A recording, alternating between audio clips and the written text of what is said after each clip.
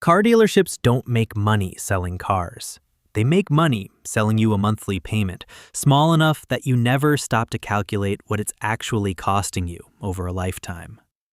Let me tell you about two people who started in almost exactly the same place. Same neighborhood, same kind of job, same general income, same age. Both of them walking into their lives with the same amount of potential and the same financial starting line. 16 years later, one of them has built something quiet and real and substantial. The other one is still making a car payment, his fifth one. This is the invisible wealth car trap. And before this video is done, you are going to understand exactly why it works, who it targets, how the whole system is designed to keep you inside it, and the specific mental shift that separates the people who escape it from everyone else. Let us start with something that almost nobody says out loud.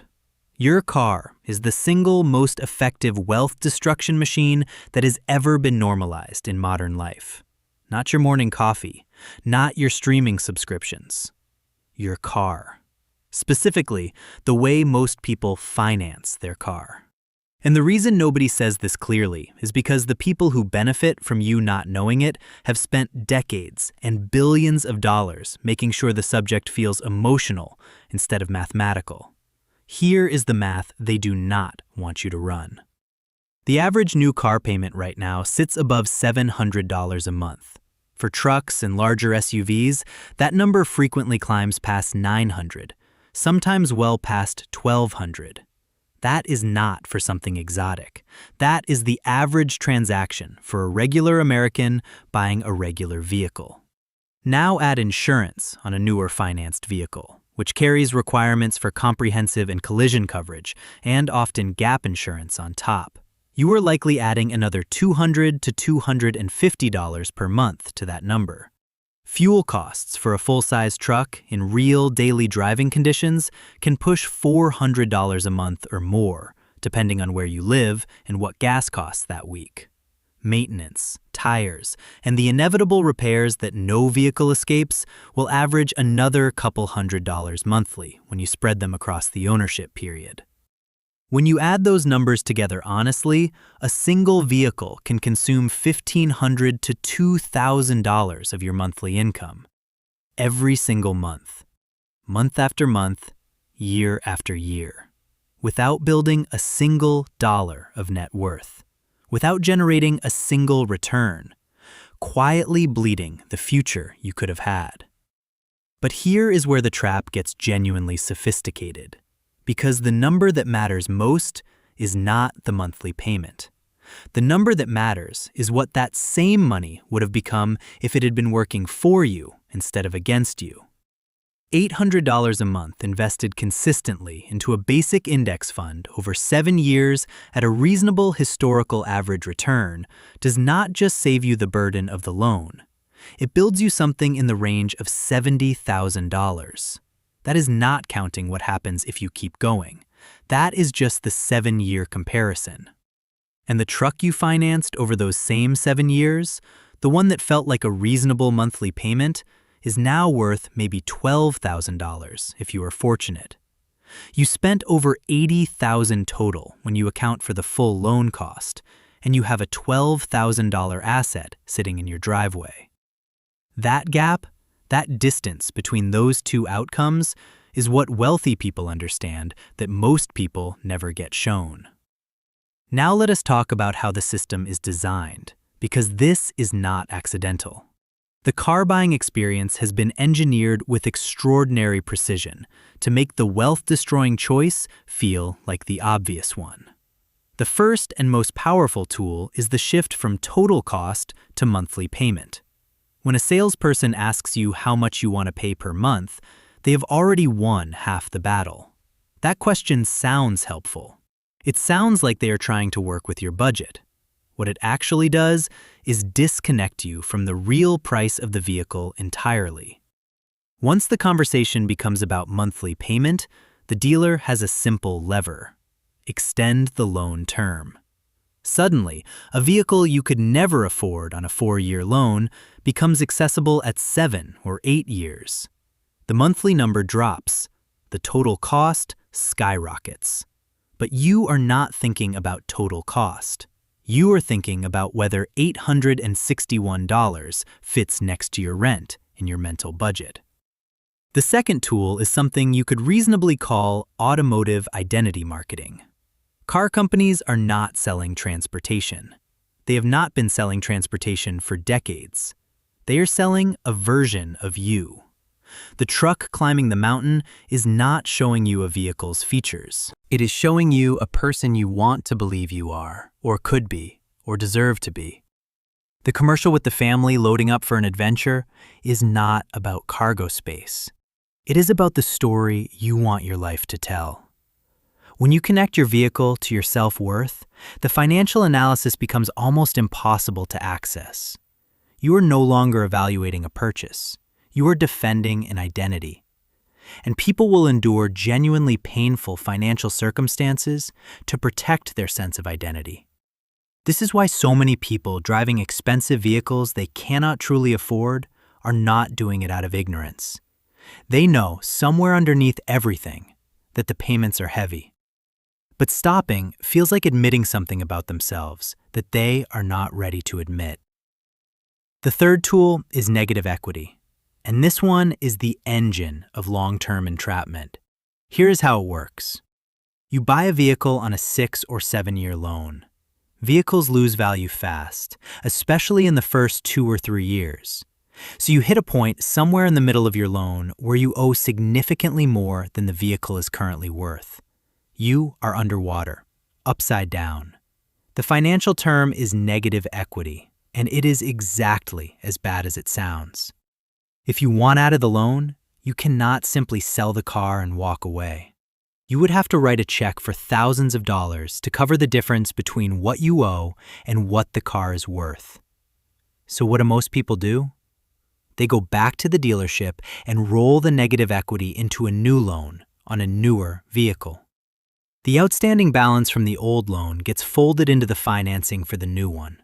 The payment goes up slightly, the loan term resets, and now you are not just paying for the car in your driveway. You are paying for a ghost of the car you traded in 2 years ago, riding along in your loan document like a passenger who never got out. Do this twice, and you are carrying the financial weight of 3 vehicles while only owning 1. Do it 4 or 5 times over a decade and a half, and you are essentially running a money loop where your income services a chain of vehicles you no longer possess, while the balance in your savings account stays flat or climbs almost imperceptibly. Let us get back to the 2 people from the beginning of this story, because the most important thing about them is not the dramatic final comparison. It is how invisible the gap looked at every decision point along the way. When the first person walked into that dealership, the payment they were offered looked genuinely manageable, less than rent, doable. There was nothing in that moment that felt like a catastrophic choice. The paperwork took 20 minutes. They drove off feeling good. That feeling lasted roughly 11 minutes before becoming ordinary, and then eventually becoming background noise, and then eventually becoming a payment due on the 14th of the month that quietly reorganized everything else around it. The second person bought a used car outright. There was no dramatic feeling attached to that decision. No banner promising 0% for qualified buyers. No salesperson walking out to greet them before they even reached the door. It was just a quiet choice on an ordinary afternoon that did not feel like much of anything at the time. Because the wealth-building choices almost never feel like much at the time. They feel like nothing, a transfer, a Tuesday, a car that starts every morning and asks for nothing more.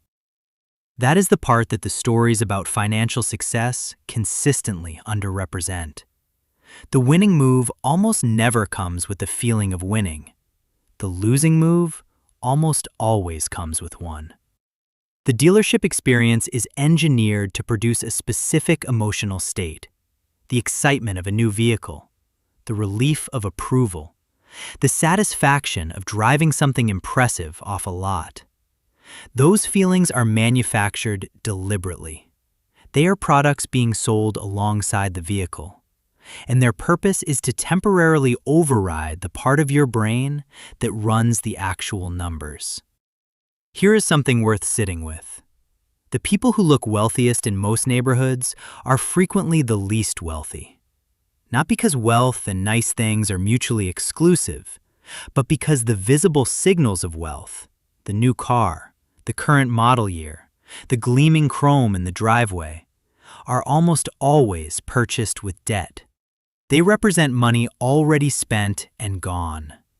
The person with genuine accumulated wealth is much more likely to be driving something modest and owned outright, because they made the calculation a long time ago that the appearance of wealth was not worth the cost of actual wealth. The self-made millionaire in a 10-year-old paid-off sedan is not making a sacrifice. They are making a choice rooted in a clear understanding of what money actually does when you stop converting it into things that depreciate and start directing it toward things that compound. There is a specific moment in the car buying process that deserves more attention than it gets. It is the moment just before you sign. You are sitting in the chair, the numbers are in front of you, the salesperson has just said something about how the payment is really quite reasonable when you think about it. And there is a version of you in that moment that knows, on some level, that this is a long commitment with a cost that extends far beyond the sticker price. That version of you is the one worth listening to. Not because the car will ruin you. Most people survive their car payments. But because every dollar deployed toward a depreciating asset in that moment is a dollar that stops being available for something that could have grown. The people who build invisible wealth are not monks. They still spend money. They still enjoy things. What separates them is a single recurring habit. Before a significant financial commitment, they run the opportunity cost. Not just can I afford this monthly payment, but what else could this money become over the same period? When you ask that second question honestly and regularly, the calculus around expensive vehicles shifts considerably. There is also a practical conversation worth having about what the alternative actually looks like. Because the answer is not to never own a vehicle. The answer is to own a vehicle in a way that does not consume the wealth-building capacity of your income. A reliable used car purchased for cash or with a short and manageable loan that you drive for 8 to 10 years costs a fraction of what sequential new car financing costs over the same period. The difference in monthly outflow between a car that is paid off and a car with a typical new vehicle payment runs several hundred to over $1,000, depending on the vehicle. That recurring monthly difference, redirected consistently, is what separates two people on the same income who end up with vastly different net worth numbers 16 years later. It is not a dramatic event. It is a recurring, quiet decision made over hundreds of ordinary months. The car trap is invisible not because it is hidden, but because it is everywhere, because it is normal, because most of the people around you are inside it, and it looks from the outside like just the way things are. The gleaming truck in the driveway reads as success. The modest paid-off car reads as barely getting by. And social signaling is genuinely powerful. The pull to look like the version of success that other people recognize is real, and it is not something to be dismissive about. But the people who understand money well enough to actually build it have learned to be indifferent to that signal in a specific and liberating way. They are not indifferent to success. They are indifferent to performing success for an audience that is not actually keeping score of anything that matters. The person who builds $300,000 while their neighbor builds none did not do it through a single brilliant move.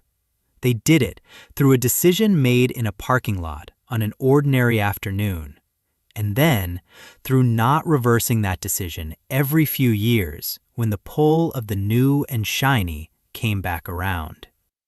The discipline was not about willpower in some heroic sense. It was about being genuinely clear on what the choice was actually costing. So here's the question worth taking out of this video and actually sitting with. What is your current transportation situation really costing you per month when you add up every component honestly? Loan payment, insurance, fuel, maintenance, averaged together. And what would happen to your net worth over the next 10 years if even half of that number were redirected toward assets that compound instead of assets that depreciate? You do not need a dramatic overhaul. You need one honest calculation, run with real numbers, looked at without flinching. Because the invisible wealth car trap does not operate through dramatic crisis. It operates through the comfortable normalization of a recurring monthly decision that feels manageable right up until you add up what it became over a decade and a half. The paycheck arrives every 2 weeks. It does not ask what direction you are walking. That part has always been yours to decide. If something in this video landed differently than you expected, drop a comment below. What does your actual monthly transportation cost look like when you add it all up? Sometimes just running that number honestly for the first time is where the shift begins. Share this with someone who needs to see the full picture. And if you want to go deeper on how invisible wealth actually gets built, stick around because the next video connects directly to what we talked about today.